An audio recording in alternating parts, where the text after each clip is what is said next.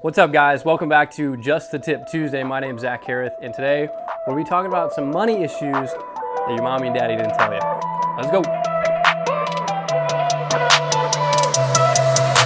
All right, so you know how like growing up, at least for me, I'm sure a lot of people can relate to this. Like, we didn't really talk about money that much, right? It was kind of like it was really taboo to talk about money, and it was kind of hush hush. Like, you don't ask people what they make or how much they make, or it's kind of like, oh, adults make money, and you know, you're the kid. You go to school, and you do your thing, right?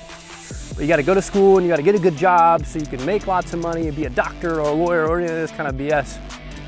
And really, what I've found in like the last 4 years since I've been like studying and learning and working in real estate is like, dude, you got to talk about money. You got to be open about, hey, what are the numbers coming in? What are the numbers coming out? Because to me, if you don't know your numbers, you're shit out of luck. One of the biggest things that I've learned year to date, and this hasn't been from family, this hasn't really been from friends, this is from me self-educating, is you can't save your way to wealth, right? You probably hear that from Grant Cardone, Brad Lee, some of these other dudes who are like, look, you gotta go out and drive revenue. Sales and revenue cures all, right? I heard that from a good mentor of mine yesterday on a coaching call, and I'm constantly finding myself trying to find ways to, you know, oh, hey, how do I tighten up my expenses there, tighten up my expenses over here? And there's nothing wrong with having, you know, a lean company or a lean business to where your expenses are low, your revenues are high. But that's not to say that you can't take your eye off the ball when it comes to generating sales, generating revenue, because if you can generate sales and revenue, you're gonna then have to worry about how do I operate and manage this cash. But without any cash, you got nothing to manage. Number two, revenue or sales cures all, right? If you don't have any revenue, you don't have any sales, what do you have to worry about, right? You know, like yesterday, like I mentioned earlier, I was on a call with one of my mentors, and we were talking about, you know, like some of the different elements in my business and how I'm trying to build it out. And I was really getting caught up on, you know, thinking about problems that don't actually exist in the physical world yet, and thinking, oh, well, you know, I need to build this system, or I need to build this model before the sales or the revenue has even showed up. And it's hard sometimes, I think, to try to get out of your own way, right? And what I mean by that is, like, if you can focus on, first things first, you got to get people in the door so that you can transact with them, right? Money has to change hands so that then you can go and redeploy that cash somewhere else. But if you can't even get people in the door or get in front of people to transact with them, you got a problem, right? People, oh, well, I got to save my money. I got to do this. I got to do that. Dude, you're not going to be saving any money if you can't make any, right? And I think it goes back to what's the product, what's the service that you're providing for folks?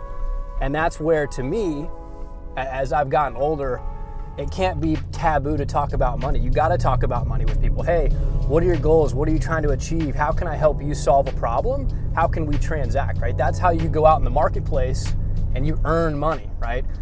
Take, for example, Robert right now. Robert's my camera guy. He's shooting film right now for me, and I'm transacting with him, right? I don't know how to shoot videos. So I got to go out and find somebody, and he's providing a service, and in return, I'm compensating, right? So it's not a hard concept. Well, you know, the stimulus and the this and the Trump and the Biden, that's all BS, dude. Like, you got to create your own economy, right? Don't be afraid to go out and talk about money. Not that hard. Okay, we're back. So we've talked about basically three things so far, right? Can't save your way to wealth. Sales and revenue cures all. 3, don't be afraid to talk about money. Don't make it taboo, right? And number 4, when should you start investing? And I think this is a big one for people, because, you know, they get $3,000, $4,000, $5,000 put together, and they're like, oh my gosh, I should start investing. Personally, I've found this not really to be that helpful. I'm not saying you can't start whenever and start with no money, but it always helps to have a little bit of money put away so that you can start to actually put a dent into something, right? You're not really gonna get too far with $4,000 or $5,000, right? And that's one thing I found when I first started investing in apartment buildings is, dude, you need some change, right? You're not saving this money to, you know, look at it in a savings account. You're saving it to send it out so that it comes back with friends, right?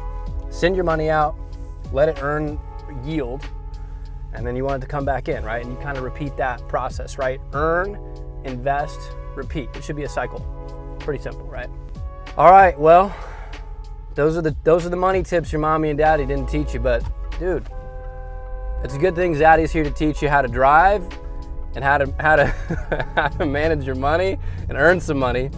But quick recap, right? Can't save your way to wealth. Sales and revenue cures all.